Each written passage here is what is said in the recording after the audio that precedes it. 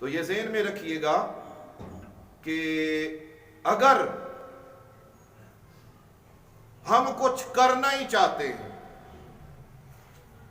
تو کیوں نہیں ایسا ہوتا کہ ہم ہاتھ میں اللہ کا کلام قرآن لے کر تلاوت کرنے لگیں؟ ایسا کیوں نہیں ہو سکتا کہ ہم وضو کر کے مصلی پہ آ جائیں اور جب رات کو ڈیٹ چینج ہو رہی ہو تو ہمارا سر سجدے میں ہو اور اللہ تعالیٰ سے آنے والے سال کی خیریت ہم مانگ رہے ہیں، بہتری ہم مانگ رہے ہیں، اچھائی مانگ رہے ہوں، لیکن ہم کیا کرتے ہیں؟ شرابیں چلتی ہیں نا، آتش بازی ہوتی ہے، فائرنگ ہوتی ہے، زنا ہوتے ہیں، ڈرامے چلتے ہیں، فلمیں، گانے، ناچ، کیا کیا کچھ ہوتا ہے، اتنا میں اور آپ جانتے بھی نہیں ہوں گے جو ہوتا ہے۔ یہ سارے کام کر کے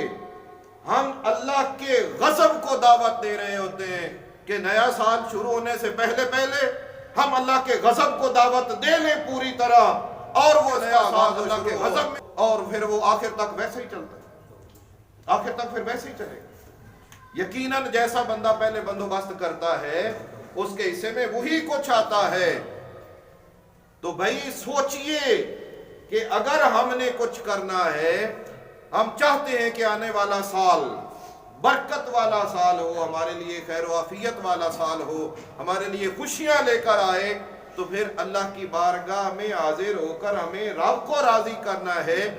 رب کی بارگاہ میں حاضر ہو کر وہ کام کرنے ہیں کہ جن سے راضی ہو کر اللہ رب العزت ہمارے آنے والے سال کو یا آنے والے لمحات کو اللہ تعالیٰ خوشیوں بھرے لمحات بنا دے۔ یہ معاملات سراسر اسلام کے خلاف ہیں، اسلام کے مزاج کے خلاف ہیں۔ نہ ہمیں کسی ایسے فنکشن میں جانا چاہیے، نہ اپنی ٹی وی سکرین پر بیٹھ کر ہم ایسے فنکشن وغیرہ کو دیکھ کر یہاں بیٹھ کر ان میں شامل ہو۔ یہ بھی تو ان میں شمولیت ہوتی ہے،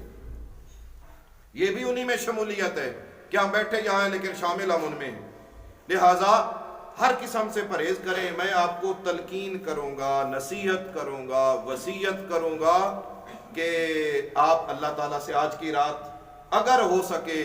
تو آنے والے سال کے لیے خیر و برکت کی دعا مانگیں۔ نبی کریم علیہ السلام کی بارگاہ میں درود و سلام کا نذرانہ پیش کر کے حضور کی بارگاہ میں عرض کر لینا کہ یا رسول اللہ، رب کی بارگاہ میں عرض کریں کہ ہمارے لیے آنے والا سال جو ہے وہ اچھا سال بنا دے، خوشیوں بھرا سال، امن و عافیت والا سال بنا دے۔